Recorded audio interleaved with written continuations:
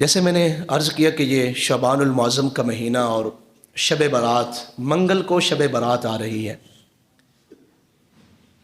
شب برات کی احادیث مبارکہ میں بڑی عظمت ہیں، تقریباً 10 یا 11 احادیث مبارکہ شب برات کی فضیلت کے حوالے سے احادیث کتب میں موجود ہیں۔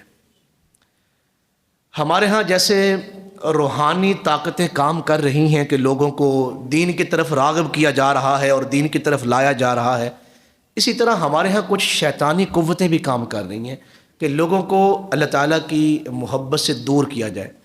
جب اس طرح کے موقع آتے ہیں تو لوگوں کو جو ہے وہ مختلف قسم کے شکوک و شبہات میں ڈالا جاتا ہے کہ شب برات کی رات جاگنا کہاں پہ لکھا ہوا ہے۔ اگر کچھ احادیث ہیں تو وہ ضعیف ہیں۔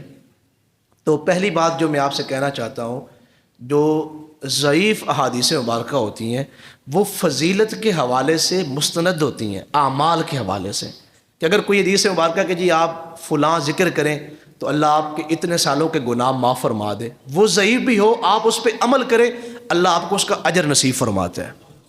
جو احکام ہیں، جو فرائض ہیں، جو دیگر ضروری جو دین کی ضروریات ہیں، اس میں حدیث صحیح کو دیکھا جاتا ہے۔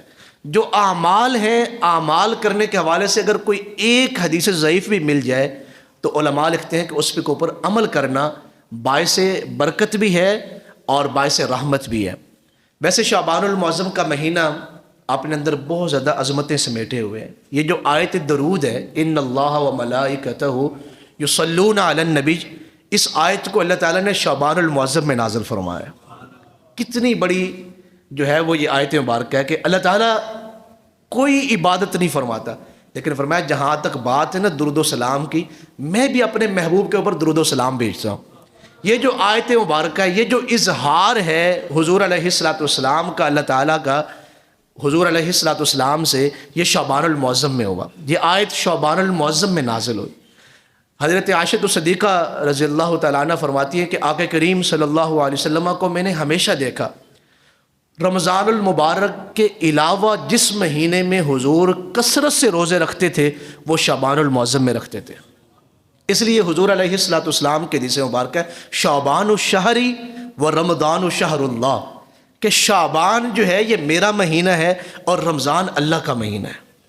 تو شعبان المعظم اپنے اندر بہت زیادہ عظمتیں، رحمتیں سمیٹے ہوئے ہے۔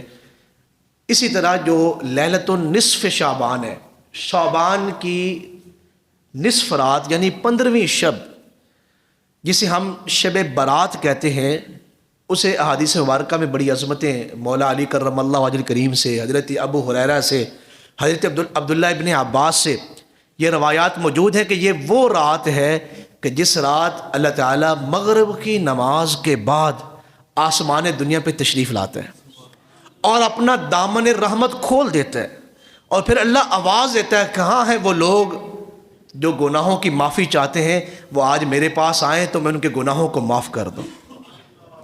اچھا، کم لوگوں نے سبحان اللہ کہا ہے۔ آپ کو کیا لگتا ہے کہ اللہ تعالیٰ کو ہماری عبادت کی ضرورت ہے یا ہماری محبت کی ضرورت ہے؟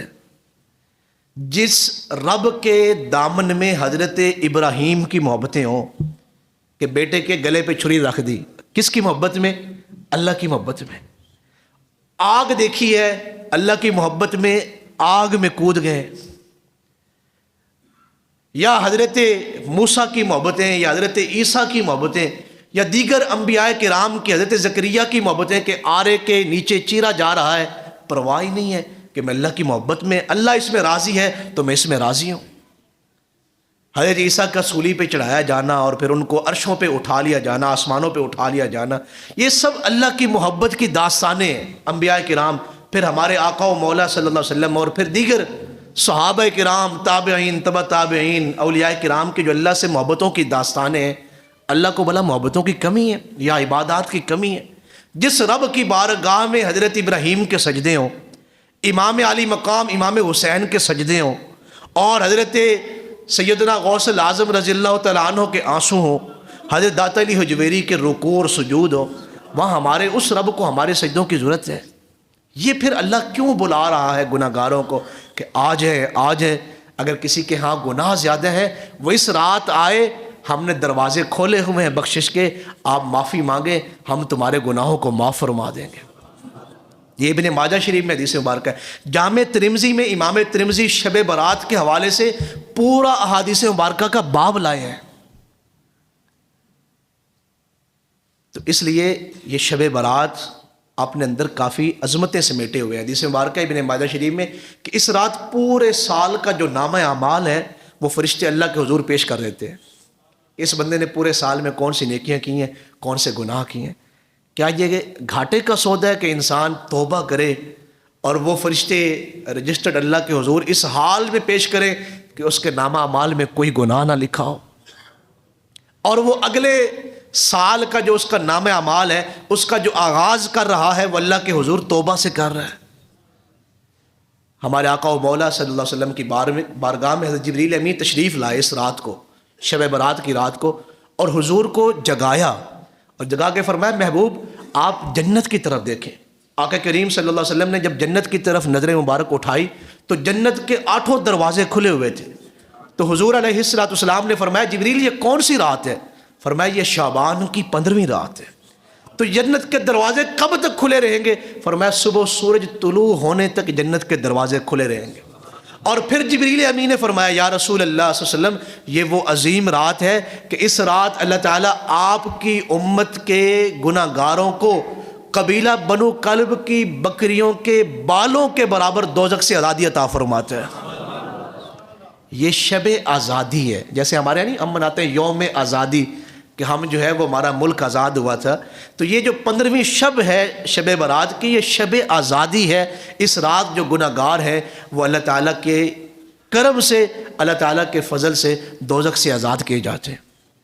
آقا کریم صلی اللہ علیہ وسلم نے اس رات کو قیام فرمایا ہے اور پھر صبح کا روزہ رکھا ہے، 15ویں شعبان کا روزہ رکھا ہے حضور نے، اور اس رات کو حضور جنت البقیع میں تشریف لے گئے اور اہل بقیع کے لیے حضور نے ہاتھ اٹھا کے دعا مانگی۔ اور صرف بقیع تشریف نہیں لے گئے، حضور علیہ السلام اس رات شہدائے احد کے مزارات میں تشریف لے گئے اور حضور نے وہاں جا کے ان کے لیے دعائے مغفرت کی ہے، دعائے درجات کی بلندی آپ نے فرمائی ہے۔ تو اس رات کو جاگنا یہ بڑی سعادت کی بات ہے، اللہ کو منانا یہ بڑی سعادت کی بات ہے، اور قبرستان میں اپنے پیاروں کے لیے جا کے دعائے مغفرت کرنا یہ حضور علیہ السلام کی سنت ہے۔ اب جو بات میں آپ کو پہنچانا چاہتا ہوں کہ اس طرح کی راتیں یہ اس امت کے اوپر خاص اللہ کا انعام ہے، یہ اللہ تعالیٰ کے معاف کرنے کے بہانے